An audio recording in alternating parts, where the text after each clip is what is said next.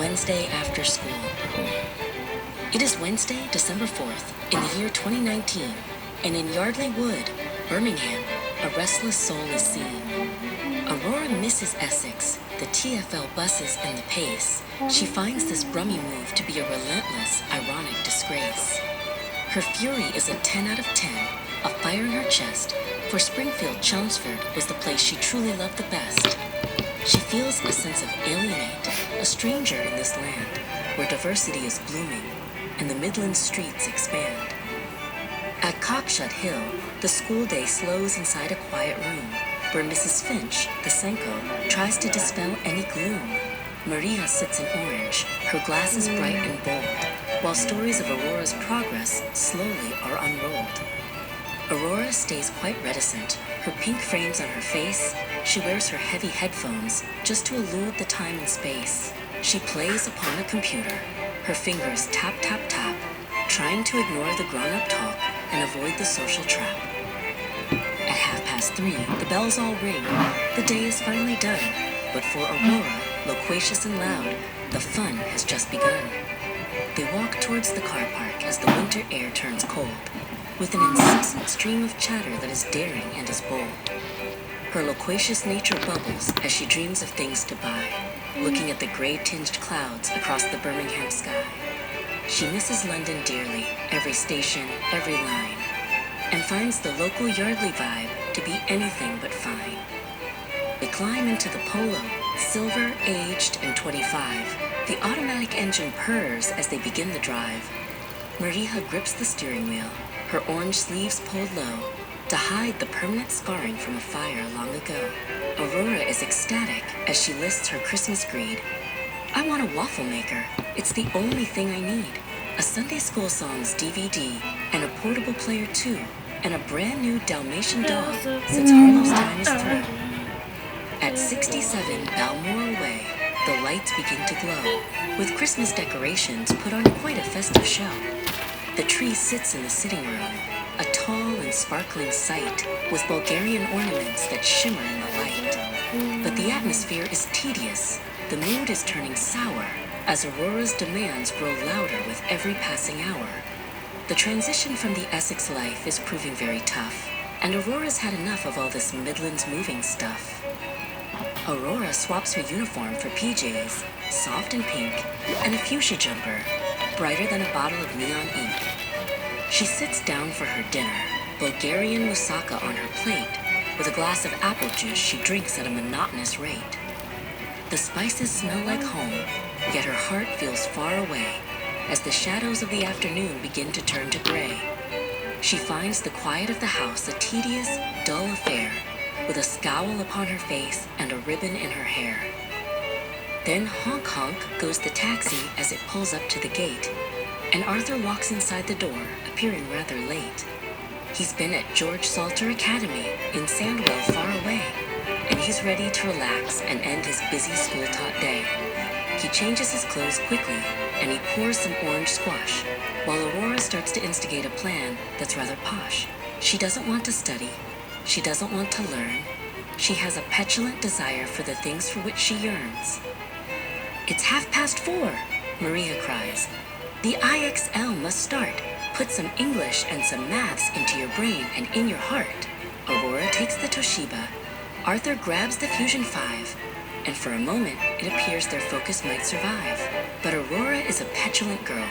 Her mind begins to stray, as she looks for any reason just to bicker and to play. She finds the work too difficult, a dilemma in her mind, leaving all the lessons and the logic far behind. She closes down the maths tabs and she opens up YouTube, watching infantile CBeebies like a stubborn little rube. The bright and flashing colors are a solace to her eyes, while the IXL sits dormant as her academic interest dies. She thinks she's being clever, she thinks she's quite the spy, as the minutes of her study time go drifting quickly by. This infantile behavior is a choice she's made with pride, with her sense of duty buried deep and tucked away inside. Maria walks into the room and sees the glowing screen, and suddenly the atmosphere is anything but serene. She catches Aurora's gaze, her orange glasses flashing bright, and the kitchen is engulfed in a cacophonous, sudden fight. Aurora shuts the bedroom door, her heart a drum of fear, as Maria's irate shouting is the only thing she'll hear. Your work time is extended. The mother's voice is livid and is loud. Until 6:15, you'll sit right there beneath this angry cloud. Aurora starts to escalate. Her movements are erratic. Her tantrum is a whirlwind that is noisy and dramatic. She swings her arm and hits poor Artie right across the face, a sudden act of violence that is truly a disgrace. His green glasses are damaged. They are crooked on his nose, as the level of her fury only grows and grows and grows. Maria's ire is peaked now. She moves in for the kill. I'll confiscate your gadgets. You will sit and you'll be still. Aurora feels inconsolable.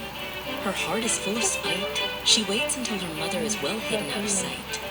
She finds a hidden laptop and she starts a shopping spree, buying every single thing that she can find and she can see.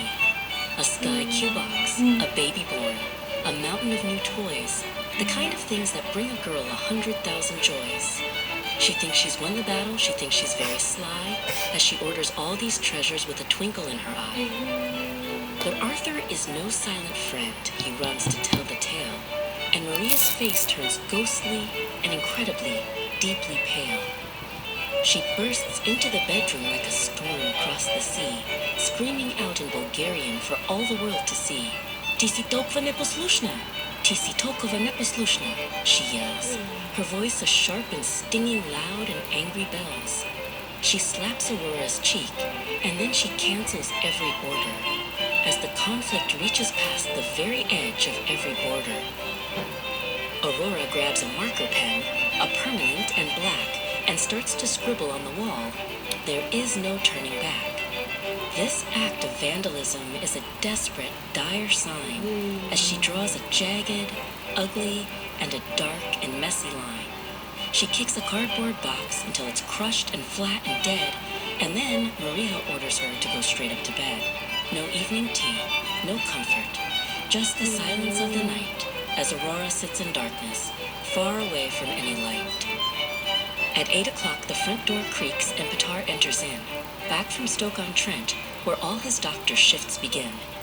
He sees the marked-up walls and hears the story of the day, and his blue glasses sparkle in a cold and icy way. He is not a lenient father. He is irate and he's stern, and he decides it's time for a very painful lesson to be learned.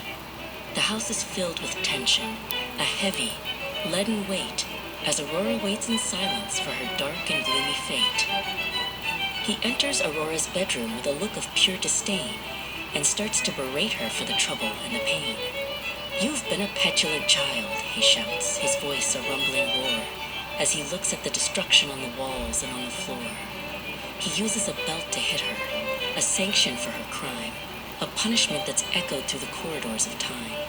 He bans her from her gadgets for the whole of Thursday, too, leaving Aurora wondering just what she is supposed to do. But Aurora isn't finished. She has one more word to say, to exacerbate the misery and end this woeful day. She looks up at her father with a cold and biting glare and tosses back her long and messy, tangled, brown-hued hair. I wish you were divorced. She spits, a jagged, cruel remark that cuts through all the silence like a dagger in the dark. The words are sharp and heavy. They are meant to leave a scar, and they travel through the hallway, reaching very, very far. Petar stands in silence, his face a mask of shock, while the only sound that's heard is the ticking of the clock. He is livid, he is irate, he is drowning in his ire, as Aurora's final insult fans the flames of every fire. Maria joins him in the room, her orange glasses dimmed, as the cup of family patience is now full and overbrimmed. They look at their daughter, so loquacious and so cruel, who has broken every boundary and every single rule. The night is cold in Birmingham, the Christmas lights are still, and a heavy, dark, and gloomy cloud sits on the windowsill. Aurora lies beneath her sheets, her heart a hollow stone, feeling angry, feeling bitter, and incredibly alone. She thought that she would win this, she thought she'd have her way, but she's only managed to obliterate her Wednesday school-spent day. The move from Essex haunts her, like a ghost that will not flee, in this house of Eastern ornaments and Christmas finery. Tomorrow is another day, but things will not be right after all the words and actions that have filled this woeful night. At 67 Balmoral Way, the silence is a scream as the Petrova family wakes up from this dark and jagged dream. Aurora's Wednesday ended with a sting and with a shout, leaving no one in the family with a single tiny doubt that London might be distant and the Midlands might be new, but the way she's acted lately is a dire thing to do.